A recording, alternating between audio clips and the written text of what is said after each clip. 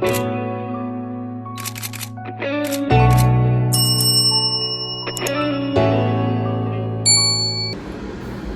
morning, YouTube family, or good evening, good afternoon, whenever you're watching this. Just want to come on and share with you guys my first time fixing smothered pork chops in a slow cooker because I had to go on Google to find a recipe because I've never done it before. But I was like, I'm kind of tired of barbecue pork chops, so let's try smothered. So I'm going to go ahead and share on this video everything that I'm doing to make this meal. So as you all can see, to get straight into it, I just have my boneless skinless pork chops, and they've been seasoning and marinating in the seasoning for a couple of days.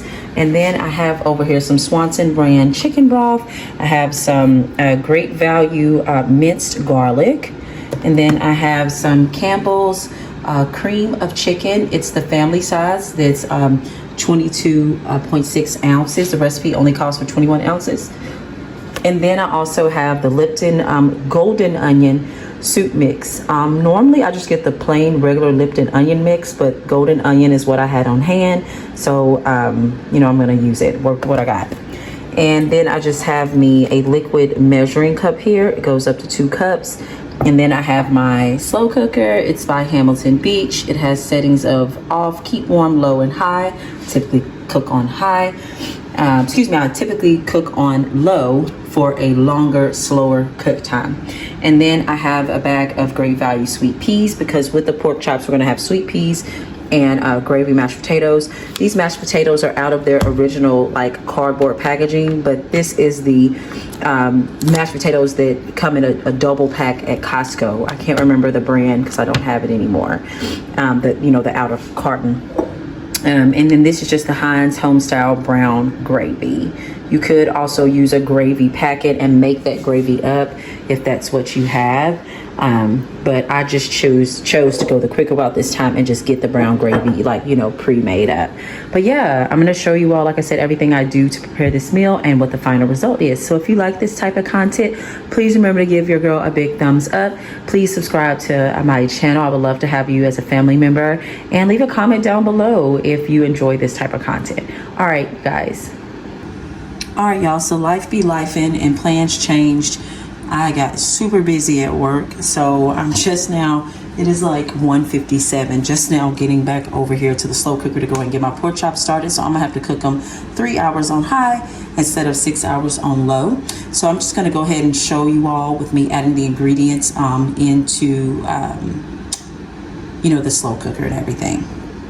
All right, so off camera, I went ahead and poured up my ½ cup of chicken broth, and I did also go ahead and undo the lid from the cream of chicken. So I'm just gonna go ahead and take my lid off my slow cooker. I am gonna go ahead and plug it up, and then I'm not gonna put it on high just yet. I'm gonna add my ingredients first. But first things first is I am going to add in, let me see if I can get you all a little higher. There we go. I am going to, without you all falling over, let's tilt this. Just a moment, you guys. All right, so first things first, I'm gonna add in my cream of chicken. Maybe I can just shake it out. Wow, that came out pretty clean. Just gonna separate that in here. Like I said, this is 22.6 ounces. The recipe calls for 21 ounces, but I promise you guys it's okay. Just adding in that ½ cup of chicken broth, and I am gonna make sure that I include the recipe on this video. It also wants for me to add in 1 Lipton, onion packet, as I mentioned earlier. So I'm just gonna go ahead and pour in the whole packet. Spread that around. It's tilting, you guys. Try not to lose you all. Okay, there we go. There's one big clump. All right. And lastly, it calls for like 1 clove of minced garlic. So what I'm gonna do is do a big, huge tablespoon.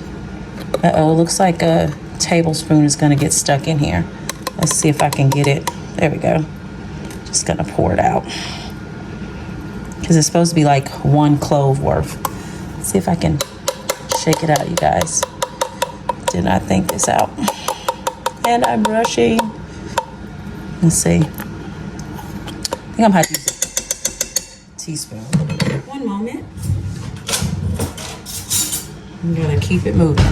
So yeah, let's do 1 big, huge, hearty teaspoon. Just make sure I have more than enough. All right. And then the recipe just simply says to stir everything around. I think I'm going to use my tablespoon and just get everything, you know, the broth and everything mixed in. Do a little stir here, Lipton onion mix. Try to remove any visible clumps.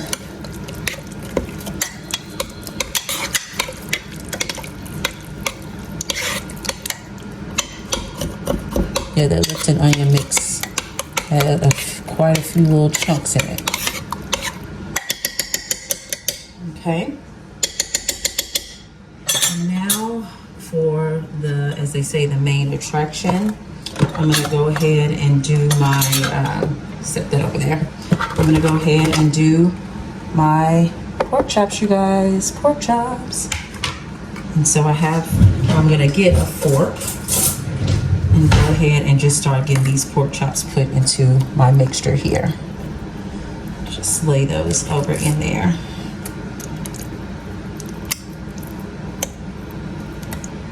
Y'all, I'm gonna get this video recorded. I had an alarm to go off on my phone and it cut the video off. So I think I put in another pork chop since the video cut off. But yeah, I'm just gonna continue putting my pork chops into my mixture. So this is my first layer of pork chops. It's 4, but of course I have 8 pork chops. So for these pork chops, I'm gonna kind of put them on their side because they'll still cook. Get them there in that mixture. And I did pre-season these just so you all know. They have like smoked paprika, they have salt, pepper, they have some McCormick's sweet and smoky seasoning on them. And then lastly, let's get the last one. Just get all my little marinade goodness. And here's that one. So I'm also gonna kind of set it standing up on its side. I'm gonna set this one standing up on its side too, because I really don't want to put meat on top of meat as much as possible. So let's do this. All my second layers, I'm standing them up so that they'll still get cooked, but they're not necessarily covering up, you know, the other layers. So next, per the instructions, it just says to cover the pork chops with the mixture. So that's what I'm doing. Just cover this pork chops with the mixture, and I'm just using my fork to do that. It's covered pretty good to me. And so let's move this out of the way. And so just going to, so I am now going to go ahead and put my slow cooker over on high. And then I'm gonna go ahead and put my lid on and let this cook on high for 3 hours and show you all like what it's looking like after that time. So it's been 3 hours with the smothered pork chops cooking on high. And here's the type of action that we have going on here. The smell is amazing. Let me get a fork here and see what we have. All right, so I have this long fork here. Ooh, you guys. Oh, that looks nice. Oh, and they're so tender, y'all. Oh yeah, I don't want to break them up. I have a total of 8 pork chops in here. This is what we're looking like. Hope you guys can see that goodness. All right, you guys, I just want to show you all what we have so far, and then I'll come on and show you all how we make the rest of the dinner and plate it. So the mashed potatoes are going to be super simple. These are the ones I told you all came from Costco. Hubby just reminded me they need about 10 minutes to cook. So I just vented the corner of them. So I'm going to cook them for 5 minutes, take them out, stir them, and then cook them for another 5 minutes and add some butter, salt, and pepper. So I went ahead and just added a couple of little dollops of butter to my mashed potatoes. It was like 5 or 6 of them. And I've just been stirring up the mashed potatoes to get the butter evenly distributed amongst the mashed potatoes. And as I stated, I am going to go ahead and heat these for another 5 minutes. And then also I just took my Heinz Homestyle brown gravy and went ahead and put that into my little pot here in the back. So I'm going to go ahead and get that gravy on. I'm gonna put it on 7 just so it can get a little boil. I'm gonna put the lid on, and then again my mashed potatoes are gonna go in the microwave for another 5 minutes to continue cooking. The gravy is good. Just needed to bring it to a boil. The mashed potatoes have finished doing all 10 minutes. So as you all can see, they're a lot softer this turn. So they're pretty much ready to go. The only thing I'm going to add to them is some salt and pepper.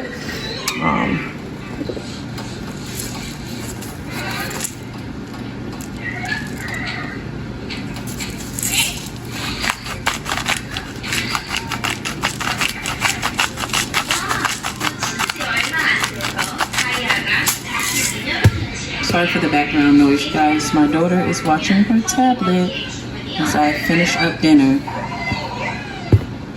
I just thought of something. I want my potatoes to be creamy, so I'm gonna add a little bit of half and half to them.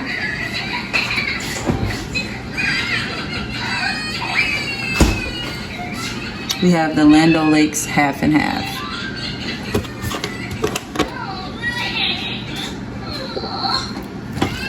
And so yeah, that's definitely gonna take them up a notch to make them even more creamy.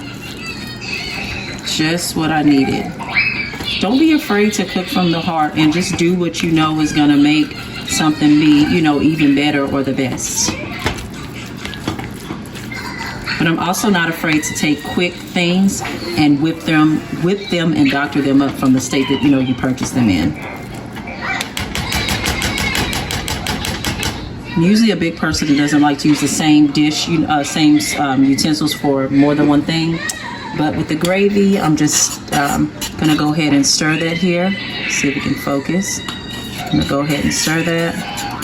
It's definitely thickening up. You wanna make sure that you remember to stir it.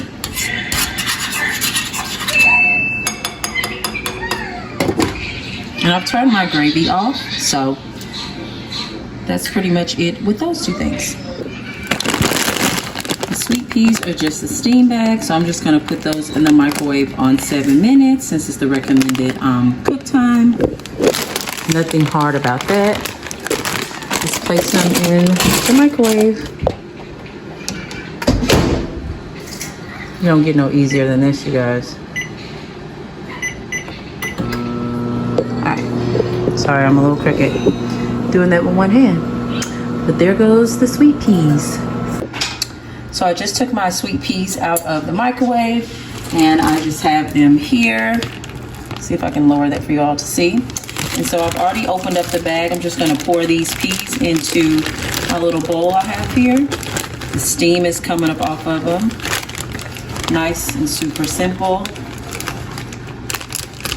Now my recommendation, if you don't want your sweet peas to be like super bland and like pretty much like almost tasteless or flavorless, is you definitely want to add a little bit of butter to them.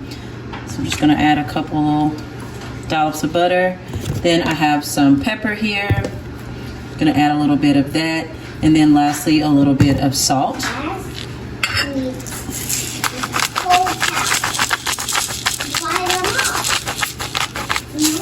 My daughter's talking in the background.